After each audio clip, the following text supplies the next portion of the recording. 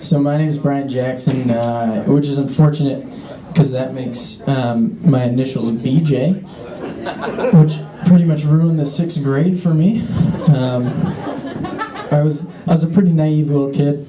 I did not know what BJ stood for or what that meant. Apparently everybody else did. And one kid found out, and he told everybody. And so I didn't want to act like I wasn't in on the joke, so everybody's like calling me BJ, laughing at me. I'm like, haha, that's right, I am BJ, that's me, cool guys. And then finally, I got frustrated, and I asked my friend, I was like, alright, what's this BJ stuff about? What's going on here? He was like, dude, it means blowjob. And I had no idea what that was, but I didn't want to admit it either. So I was a pretty literal kid, so I started thinking about it. I was like, blowjob. That must be somebody who's bad at their employment. So I started to try to defend myself, right? I'm like, guys, like, I get good grades, I work pretty hard, I come from a good family. I'm not a blowjob. If anything, I'm a great job. I'm destined for success. I'm probably going to be a boss someday. I'm going to be handing out jobs all over the place. You get a job, you get a job, you get a job. And that did not make it better. So I got frustrated and I was like, alright man, what's a blowjob? He sat me down and he drew me a diagram. And I was appalled. I was like, that's what? What? How? Like, we learned about this in class. They're doing it wrong. Like, that's not how that's supposed to go. Why would anyone do that? Second, like, that's a verb. I'm a person. There's no way I could be a blowjob. Yes. Like, I don't even like hot dogs. Like, popsicles, sure, but that doesn't seem related. I had to change my AOL Instant Messenger name, if you guys remember that. It was BJ Awesome 12. Not somebody you ever want to get a message from, as it turns out. Another crappy part about my name is my middle name is Michael, which means my name is Brian Michael Jackson. Which means every time I hand somebody my ID, they look at it, and then they look at me and they go, nice. As if I had something to do with the naming process. Like, I don't want to be named Michael. I asked my parents, I was like, why would you name me Michael Jackson? And, because he was crazy by the time I was born. And my mom was like, we thought it sounded nice. And I was like, no, it's not nice. Like, pizza sounds nice. Like, you shouldn't name me Pizza. That would be better than Michael Jackson. Literally anything. It'd be one thing if I'd earned it. Like, if I'd come out of the womb, like doing the Thriller dance, grabbing other babies, holding them out of windows. And be like, oh, it's Michael Jackson, you know? And I earned it. But I didn't. I came out like a normal baby, screaming, covered in that weird, like, cottage cheese looking stuff that babies come out with. Birth is disgusting. I don't know if you guys have seen it. I've only seen it like in movies and stuff, but it is gross. People are like, oh, it's the miracle of life, it's beautiful. No, I think like alien head looking cottage cheese covered vagina defiling monster. Just, oh, like, oh, don't get me wrong, like when I have a kid, like it's gonna be the most beautiful thing in the world, but like, somebody get a hose. So that was a tangent. One time I gave this guy my ID and he goes, Michael Jackson, so are you good at dancing? That's the stupidest question I've ever heard. Like, no, I've always been white. Like, that hasn't changed for me. Second, that's not how names work. It's not like if you share a name with somebody, you take on their personality and skills. It's not like when I was born, Michael Jackson suddenly got really good at eating burritos and playing foosball. If that was how names worked, my kid would have a really long name. It would be like Brad Pitt, Peyton Manning, Mother Teresa, Willy Wonka, Captain Planet, Bruce Wayne Jackson. That way he would be like a really good-looking philanthropic eco-friendly, chocolate-making vigilante football player. But that's not how it works, so I'm probably going to name my kid Paul. Saving time on paperwork. Another fun fact about me, I was born on Valentine's Day, which it was good when I was younger, because everybody remembers your birthday when it's on a holiday. It's like middle school, high school, where it was like, what's up, Valentine's Day? And I was like, sup? Which is about the extent of our relationship at that point in time. Now it sucks, because everybody I know is like dating or married and stuff. And so I spend most of my birthday ruining my parents' holiday and wishing my friends with mid-November birthdays happy conception day. Because it's, 9 months. February, November. And I think that's kind of cool, A lot of people are doing it on my birthday. I don't know how people celebrate your birthday, but on mine, people celebrate by creating life. It's a pretty impressive birthday. Despite my parents' horrible naming abilities, they're pretty good parents. One thing that I don't necessarily like about them, though, is that they tend to jump to conclusions. So, like, one time I was going ice fishing with my dad, which is a horrible idea. Ice fishing sucks. It is the worst activity ever invented. Yeah, claps for how terrible ice fishing is. Ice fishing is a really good example of the lengths that middle-aged men will go to in order to avoid their wives. That's the only reason anybody would go ice fishing. I know, it's boring because they haven't even made a TV show about it. Americans will watch anything. They have like 11 TV shows about what it's like to live in Alaska. There's TV shows about fishing, there's TV shows about hunting, there's TV shows about owning a pawn shop. There's even, if you have like extra channels, there's a channel called the You Will Log channel, and you can watch a log burn 24/7. But somebody was like, we should make a show about ice fishing. They were like, hell no. That is way more boring. Like, I hope the guy that suggested that got fired and forced to go ice fishing. That's the worst punishment I ever think of. But we're going ice fishing. We stopped at Wendy's on the way, and I ordered a large Coke and a chicken sandwich. My dad goes, don't get the large. And I was like, why? He's like, if you order a large, then you're gonna drink the whole thing, you're gonna have to go pee. We're gonna get out on the ice, then you're gonna have to go find somewhere to go pee. Some little girl's gonna see your wang, she's gonna tell her dad. You're gonna get put on the sex offenders list. Good luck getting a job at that point. You're gonna have to tell all your neighbors you're on the sex offenders list, and nobody's gonna wanna date you or marry you. You're gonna end up jobless, homeless, wifeless, living in a cardboard box. And I was like, whoa. We just went from large drink to hobo in like 5 seconds. How'd your mind even conceive that? That is such a leap. I'll just get a Frosty. But that's all from me. My name is Brian. Thanks, guys.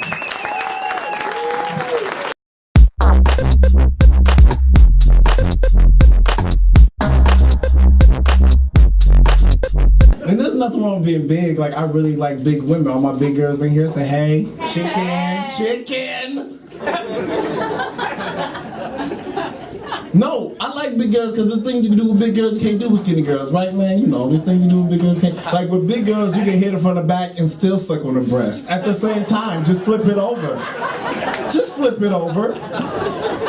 It might not be a breast, but it's something soft. A cushy knee, soft elbow.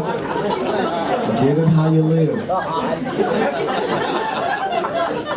But big girls are something you can't do, skinny girls can. Like, I feel like there should be weight classes on tattoos. Like, you 475, you can't put that right there. Like, I remember this girl, big girl, beautiful big girl. She had a butterfly on her back right here.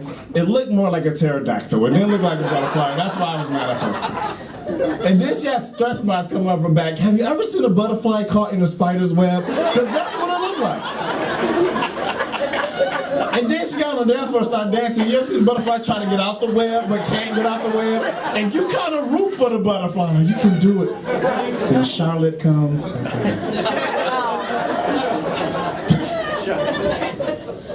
I know y'all read because y'all got that Charlotte joke. Sometimes it'll be like, Charlotte? I want to talk about bullying. Bullying is a lot different. A lot of kids are crying for what people post on Facebook and Instagram. I think it's a lot different from when I was growing up, because if somebody wants to say something bad about you, they say it to your face. It was in class. You couldn't tweet. You know what I'm saying? You might, maybe girls will write some shit like, ooh, David fat in a notebook and pass it to somebody else. But otherwise, talking about somebody had to be a face-to-face thing. Like I remember this kid, he used to always talk about my shoes. His shoes was always crispy. My shoes, and if you don't know what crispy is, fresh, brand new, out the box. I forgot demographics. So his shoes was always nice. Mine wasn't. My parents couldn't afford nice shoes, so mine wasn't always nice. So he'll point at me and laugh. Oh, look at Dave's shoes. Look at Dave's shoes. Bum shoes, aha, bum shoes. And all the kids would jump in, bum shoes, ah. Teachers, bum shoes, ah. I'm like, the fuck, Mr. Johnson, shit. So we're like, no. So I'm telling my mom, I'm like, Mom, I need some new shoes. They talking about me. They told me bum shoes, bum shoes. And she's like, that's you? Because she heard it. I'm like, and she was like, hey, you better talk about them back. Don't let him just talk about you, talk about him back. I'm like, Mom, are you sure? And his name was Tony, I'll never forget. He's like, talk about little Tony back. I don't care, talk about him back. So as soon as I come in class the next day, just like clockwork, he's like, bum shoes, bum shoes. And as soon as everybody's about to come in, I was like, you know what, Tony? The only reason your shoes always stay good is because you're in a wheelchair. Yeah, I said it. That's the only reason. At least I can participate in gym.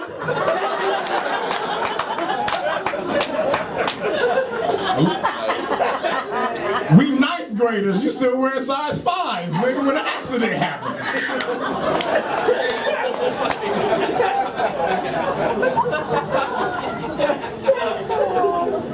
Okay, we laughing at handicapped people. Good. Now, let's go next. Let's see what else. Okay, now listen, if y'all don't believe me, this is a true thing on Michigan. If you don't watch the news, at least watch Facebook news feeds, because that tell you good stuff too. Did you know in Michigan right now they passed this law, I don't know if you heard, that EMTs in Michigan can refuse service to gay people. Have y'all heard this? Y'all heard it, right? You heard it. Fucked up. It's true, white people. It's true. And it's true. They can't refuse. Now, I just want to know, how do they know they're gay on arrival? That's my question. Like, oh, no, we can't get him. He got glitter on his chest. He got glitter on his chest. No service. He got glitter on his chest. I can't do that. It's the law.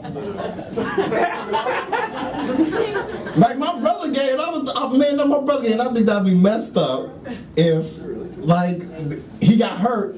Well, he can't get hurt over here. I can't do it. I can't drive. What am I supposed to do? You got shit, nigga. You chose. That's your life.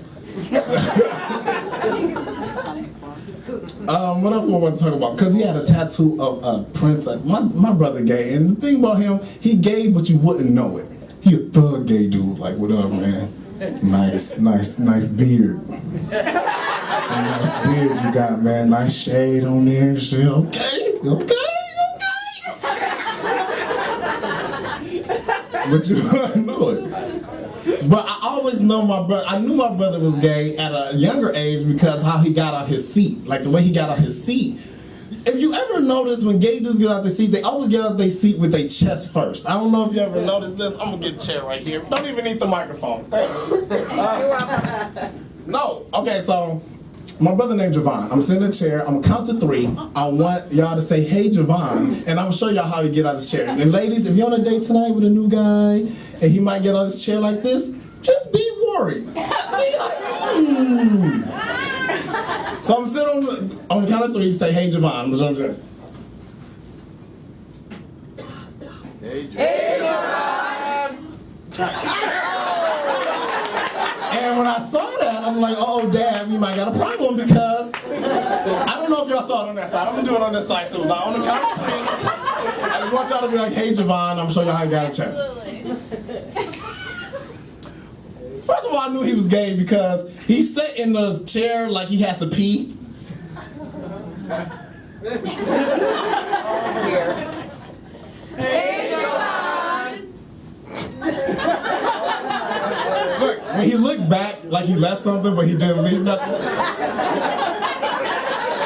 I was like, oh. Before I get out of here, I'm gonna masturbate. Just make some noise, ma'am. Ma'am. Thank you. Silver bullet. Woo! Seriously? I like women who masturbate. That's good. I masturbate. I'm a masturbator, sir. You look like a masturbator. Jeez, look up. It's healthy. It's healthy. I masturbate. Like, you ever masturbate so good you lose your own drawers? Like, really?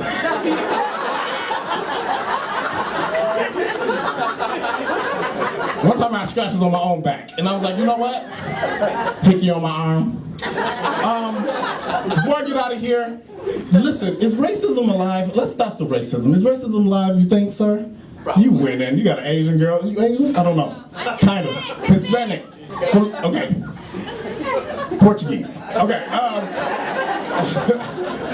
Okay, so this is what happened to me. I'm gonna tell y'all the story and I'm out of here. This is how I know racism might be alive here in Grand Rapids. I went to a restaurant. I'm not gonna say what restaurant it is.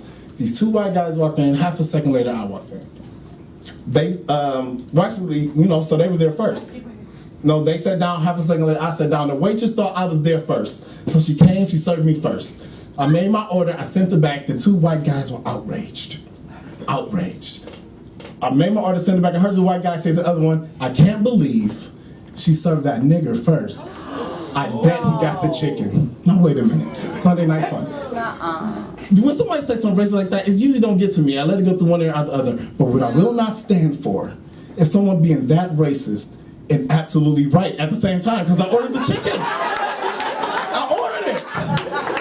It was ordered. So all I'm seeing is the chicken coming out. They high-fiving. Yeah, man. I told you the chicken. Next round on you. So I'm like, my thing in my mind is I can't let them be right, I can't let them be right. So she came up, this is how I know racism live. She came up with the chicken, I was like, excuse me, bitch. I said, the fish, why is you bringing me out chicken? Had to make a scene. Why is you bringing me out chicken? Why is you bringing me out chicken? Smashed the plate on the ground. She went back crying. I looked at the two white dudes. This is how I know racism live. I looked at the two white dudes like, what you gonna do? Mexicans, right? Never get the order right. Aqua. Hey. Last comedian Dave Jones, thank y'all so much. Support the open mic Wednesday nights.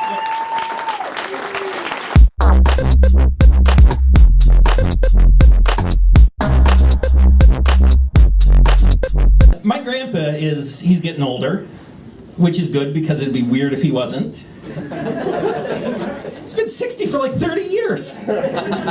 What happens when I catch up with him? Do we switch places? And I'll talk about how much things cost in the 20s. But he's in a rest home. And I went to visit him today, and they have a sign up because old people are delicate. And they have this sign that says, if you've been sick in the last 3 weeks, if you've had any of the following symptoms, you can't go up and see old people. And it says things like nausea and double vision and all these weird things. And here's where it gets gross, it says diarrhea. I have never in my adult life gone 3 weeks without having diarrhea.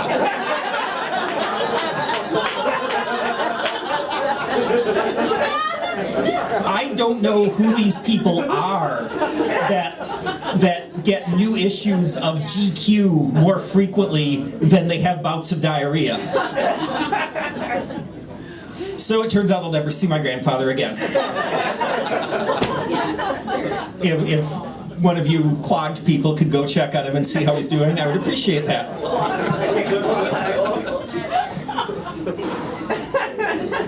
I have a birthday coming up. Not so soon as to deserve shots, so don't even try that because I'm not the shot guy he was talking about. I'm going to be 40. 40!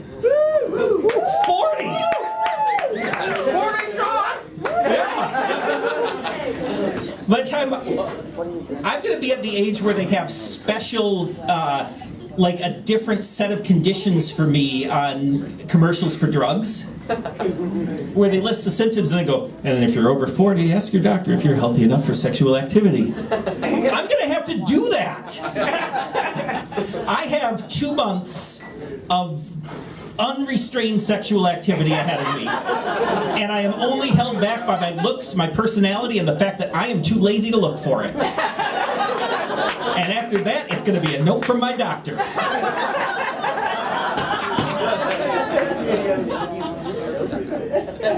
By the time my dad was 40, he had a wife, he had a mistress, he had 4 kids, and he owned a business.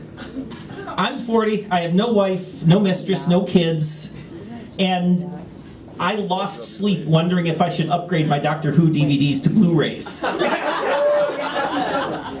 When my grandfather was 40, he had fought in a war. He had killed so many Germans, you guys. Not as part of the war. He went back in the 60s. There was a miscommunication in Dusseldorf. There's a reason he's in the home. I don't want to talk about it anymore. I'm sorry I brought it up.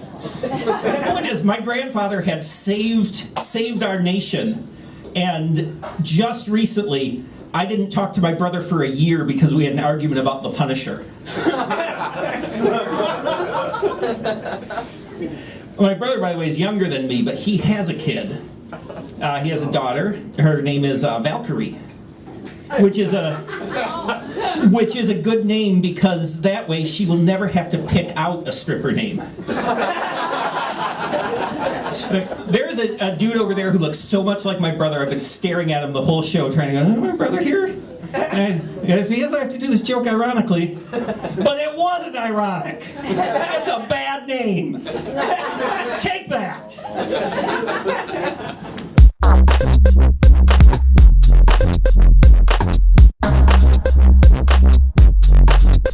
I have been trying to eat healthier lately. I've been really conscientious of what I've been eating, really mindful, and I've actually cut out about 85% of the sugar that I used to eat. I haven't had a lot of sugar lately, and in the last 2 months, I've lost about 25 pounds. So I feel pretty good about that. Yeah, thank you. Thank you.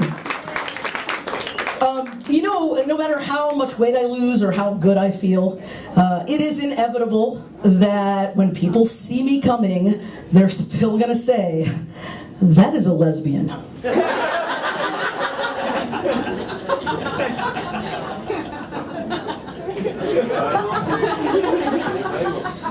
You might be able to tell by looking at me, and if your stereotypes are up to code.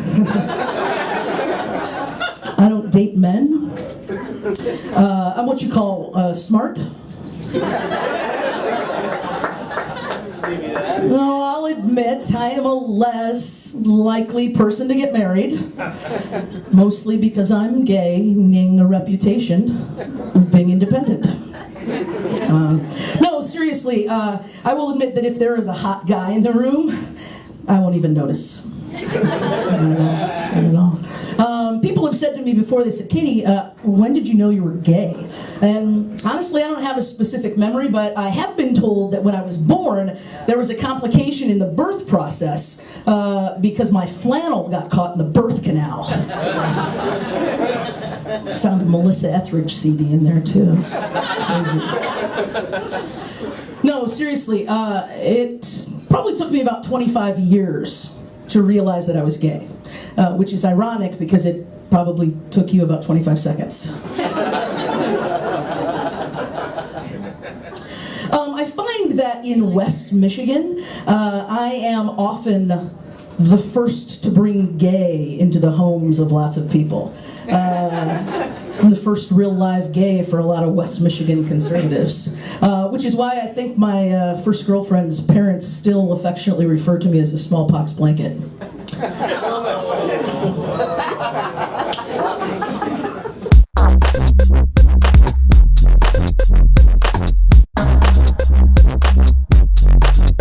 It's a good thing I'm married, though, frankly. I don't have any Tinder game. I don't even know what Tinder game is, really. I don't even really know what Tinder is, because I can't get a straight fucking answer, right? Because I ask my female friends, "Hey, what's this Tinder I keep hearing about?" And women are like, "Tinder's where you find love and companionship.